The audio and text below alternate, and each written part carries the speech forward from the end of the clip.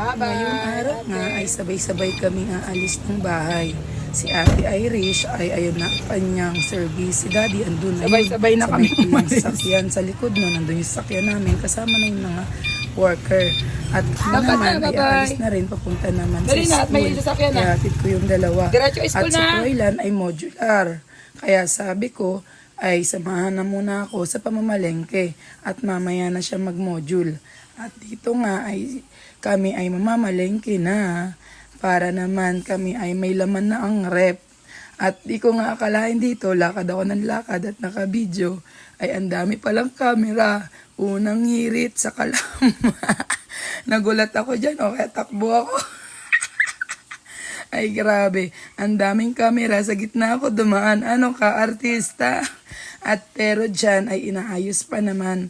At mamaya pa yung mga naggagawa ng mga bayong ay mapipictured sa unang hirit daw. At dito nga ay mamimili na kami, inuna namin ang isda.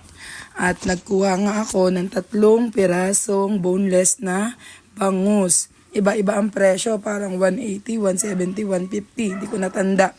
Basta kada isa ay iba-iba ang presyo. Sige na at gawa na ang gagawin ko yang daing. At pinahati ko nga yan ng pira-pirasong maliliit para sakto lang sa paggawa ko at pagpiprito. At dito nga ay hinahati na ni ate yung binibila namin ng mga isda. Laging dito kami nabili.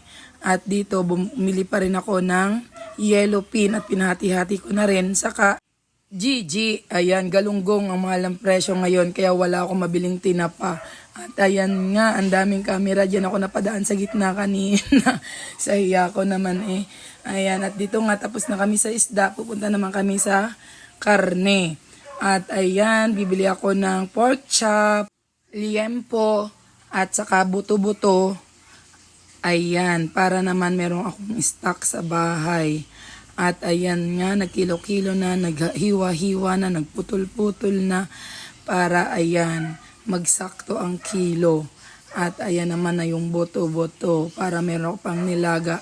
At syempre, dadaan kami sa prutasan, bibili ako ng melon at bumali din ako ng pakwan na dilaw ang loob. At ayan nga, dito naman kami sa kabilang part, yung bilihan ng mga tuyo. At dito nga ay sa kanang gulay ay ang binili ko lang ay mustasa. Kasi nga pagkapaksiw nung aking yellow pin ay gagataan ko, lalagyan ko mustasa. At dito nga ay nag-i-start na yung unang hirit at sasayaw-sayaw na sila dyan. Pupunta pa nga sana ako dun para mag-video. Siyempre hindi, nakakahiya.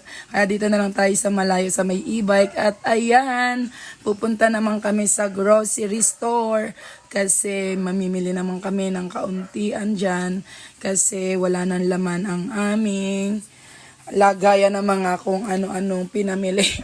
Wala nang tinapay ang anak ko at talagang nagre-reklamo na paminsan-minsan ay talagang kailangan din natin. At ayan, kumuha na agad ako dyan ng reno para sa kaldereta.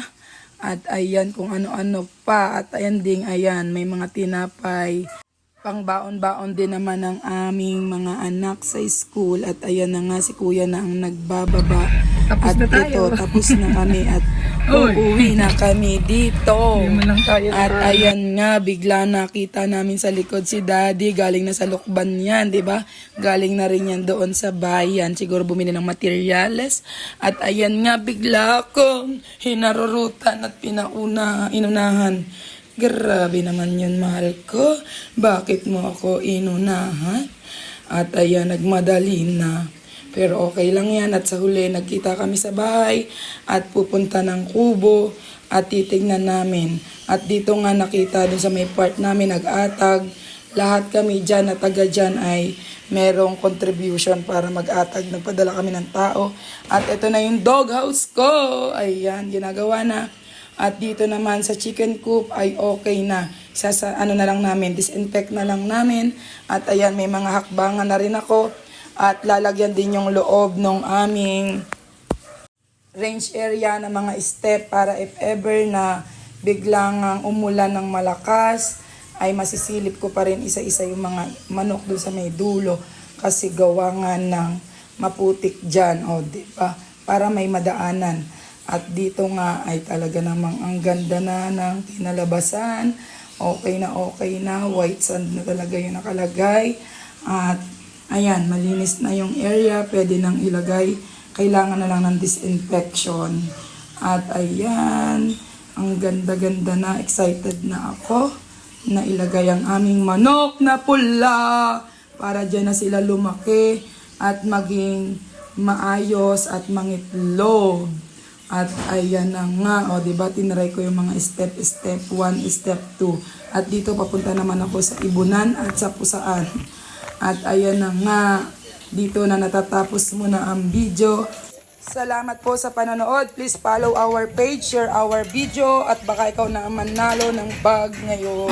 Bye! Sili!